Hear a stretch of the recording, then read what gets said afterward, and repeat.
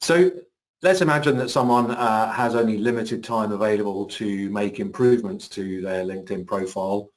Apart from getting that whole keyword side of things right, what would be some of your top priorities of things that people should pay attention to improving? Yeah, I think there are probably just three areas that I would say if you've got limited time, you should focus on three specific parts of your LinkedIn profile. The first one, you won't be surprised to hear, is your headline. That's vitally important. And the more you can do to get the right words into your headline and to get the right message across in your headline, the better. It's also the case that you shouldn't worry too much about the fact that if you don't get it quite right the first time, you can always change it. It's not set in concrete. Sometimes it's good to leave that headline for, say a month, maybe 90 days and see how it performs. And then you can change it, then you can tweak it. I know some people actually do this much more often. They'll search for a combination that works better for them. They can often judge that by the number of times they're appearing in search results, which is not always a meaningful number, but you can see that information in your control panel.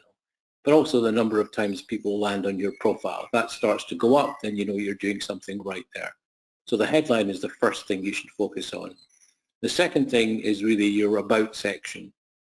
Sometimes people don't have an about section, and that's a big, big, big miss. If you don't have an about section, you don't have an introduction to yourself. It's like turning up to a social event and not speaking, just being silent and maybe handing out a few business cards but not saying a word.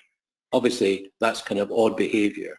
And in terms of LinkedIn, it's a database. And what it looks at on the database is completeness of its data. And if you don't have an about section, it will downgrade your profile in terms of search results simply because it sees it as being incomplete and therefore not as valuable to its members. So I would definitely recommend that what you do there is you add in your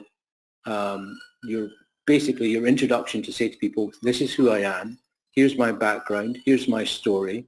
You can also have customer testimonials in there. You can have people saying, this person helped me, this was useful to me, I love this service, I love this product, or they can talk about your company in broader terms. You can have a call to action. You can have links there. There are currently live links. If you put a link into your about section, they will be live on a mobile device if you're using an iPhone. And it's expected that that will be the case across all platforms in time. So having a link to an appointment page, having a link to your landing pages, having a link to your website, these are all useful things to do. Plus, make it easy for people to contact you. You can have an email address, you can have a phone number. And if you give people the choice, then they can choose the way that they're most comfortable to contact you.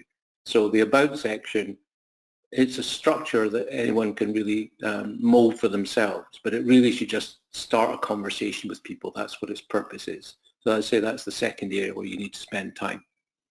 The third area is your experience section and your current role.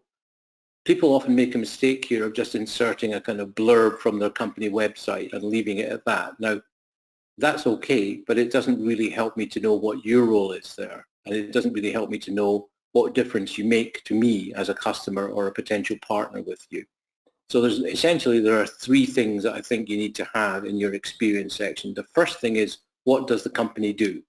Even if the company is like Google, which part of the company is it? Which division is it? Where are you operating? What are your fields of expertise? So what does this company do? How does it actually operate and what does it provide? The second thing you want to do is you want to be answering the question of, what do I do at this company? What is my specific role?